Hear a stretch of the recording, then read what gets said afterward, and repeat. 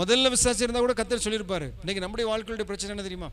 எல்லாருக்கும் வர்றதானே எனக்கு வந்துச்சு, எல்லாருக்கும் ஆக்சிடென்ட் வருது எனக்கு ஆக்சிடென்ட் ஆகுது, எல்லாருக்கும் நஷ்டம் வருது எனக்கு நஷ்டம் வருது, இப்படி தான் நம்ம எடுத்துக்கொள்கிறோம். அதே போல தான் தாவீது எடுத்திருக்கலாம். ஒரு வருஷத்தில் அவன் விசாரிச்சிருந்தாலும் கர்த்தர் அவனுக்கு காமிச்சிருப்பார். ஆனால் பாருங்க, 3.5 வருடம் அவன் அமைதியாக இருந்தான். 3 வருஷம் கொடிய பஞ்சத்தின் வழியாக தேசம் கடந்து போக ஆரம்பித்தது. இன்றைக்கு அநேகருடைய வாழ்க்கையில் தரித்திரம், பஞ்சம், சாபம், தலைமுறை சாபம் தலை தொங்க. காரணம் என்ன தெரியுமா?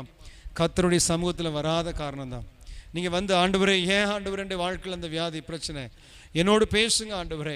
எரேமியா 33:3 சொன்னீங்களே, என்னை நோக்கி கூப்பிடு, அப்பொழுது நான் உனக்கு அறிவு சொன்னீரே, எட்டாவதும் அறியாதமான பெரிய காரியங்களெல்லாம் கற்றுக் கொடுப்பேன்னு சொன்னீங்களே ஆண்டவரே, என்னோடு பேசும் என்று சொல்லி நீங்கள் கேட்டீங்கன்னா ஆண்டவர் அந்த காரியத்தை உங்களுக்கு பேசுவார்.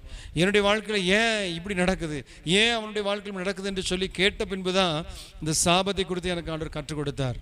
அது வரைக்கும் எனக்கு ஒன்றும் தெரியாது. இன்னைக்கு எங்களுடைய ஊழியத்தில் பல ஆயிரம் பேர் சாபத்திலிருந்து விடுதலையாக இருக்கிறாங்க. கிட்டத்தட்ட 5000க்கும் மேற்பட்டோர் பல்வேறு விதமான பிசாசின் கட்டுகளிலிருந்து விடுதலையாக இருக்கிறாங்க. காரணம் என்னவென்றால், இந்த தலைமுறை சாபம் முறிக்கப்படும் போது அதனோடு தொடர்பில் இருக்கிற அந்த பிசாசும் வெளியேறுகிறது. தலைமுறை சாபம்தான் தொடர்ச்சியாக விபச்சாரம் சந்ததி சந்ததியாய் கடந்து செல்ல, விக்கிரக ஆராதனை சந்ததி சந்ததியாய் கடந்து செல்ல காரணமாக இருக்கிறது.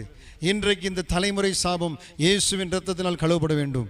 பாருங்க, இங்க அவன் விசாரிக்கிற ஆண்டவர் சொல்ற, எப்ப உன் நிமித்தம் அல்ல, தலைமுறை சாபம் நம் நிமித்தம் வருவதில்லை, நமக்கு முன்பாக உள்ள சந்ததி செய்த பாவத்தின் நிமித்தம் வருகிறது. தாவீதுக்கு முன்பாக சவுல் அங்கே இருந்தான். அவன் குற்றமில்லாத இரத்தத்தை கொன்று போட்டான். யோசுவா கிபியோனரோடு உடன்படிக்கை பண்ணியிருந்தான். இது இவனுக்கு தெரியும், தெரிஞ்சிருந்தும் அந்த கிபியோனரை கொன்று போடுகிறான்.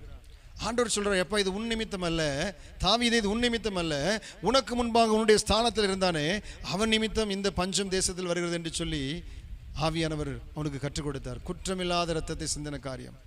இன்னைக்கு அநேகர் அபார்ஷன் பண்ணிடுறாங்க. அது குழந்தை, அதில் உயிர் இருக்குது என்று சொல்லி இவங்க யோசிப்பதே இல்லை. சங்கீதம் 139:14-15 வாசித்து பாருங்க. என் கருவை உம்முடைய கண்கள் கண்டது, அது பிறக்க முன்னாடி எல்லாமே அறிந்திருக்கிறீர் என்று சொல்லி சங்கீதக்காரன் சொல்கிறேன். எஸ், கருவை ஆண்டவருடைய கண்கள் கண்டிருக்கிறதுங்க. நீங்கள் அதை அழிக்கிறதுக்கு உங்களுக்கு உரிமை இல்லை. இன்றைக்கி நிறைய பேர் ட்ரிங்க்ஸ் அடிச்சுட்டு கேர்லெஸ்ஸாக ஆக்சிடென்ட் பண்ணி அநேகருடைய ரத்தத்தை சிந்தி விடுகிறார்கள். மரித்து போனவருடைய குடும்பம் ஓயாமல் சபிக்கிறது, காரணத்தோடு கண்ணீரோடு சபிக்கிறது. ஐயோ, என் கணவனை இப்படி கொண்டு போட்டாங்களே, இப்படி குடிச்சிட்டு வந்து வண்டியை ஓட்டிட்டு கொண்டுட்டாங்களே, இப்படி கேர்லெஸ்ஸாக வண்டியை ஓட்டிட்டு கொண்டுட்டாங்களே, அவன் நல்லா இருக்கக்கூடாது, அவன் பிள்ளை நல்லா இருக்கக்கூடாது, அவன் குடும்பம் நல்லா இருக்கக்கூடாதுன்னு மண்ணை மாறி போட்டு அவர்கள் சாபம் போட்டுக்கொண்டே இருக்கிறார்கள். அந்த கண்ணீர் கர்த்தருடைய சமூகத்தில் வரும். நீதிமொழி 26:3 வாசித்து பாருங்கள். காரணம் இல்லாமல் விட்ட சாபம் தான் தங்காது, ஆனால் காரணத்தோடு உள்ளமுடைந்து ஒருவன் சபிக்கும் போது நிச்சயமாக அது தங்கும். பாருங்கள், இந்த இரத்த பலி அநேகருடைய வாழ்க்கையில மரணத்தையும்